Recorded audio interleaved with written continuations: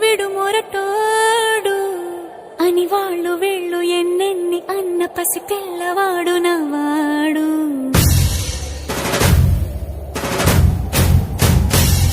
విడుముండోడు అని ఊరు వాడ అనుకున్న గాని మహారాజు నాకు నవ్వాడు.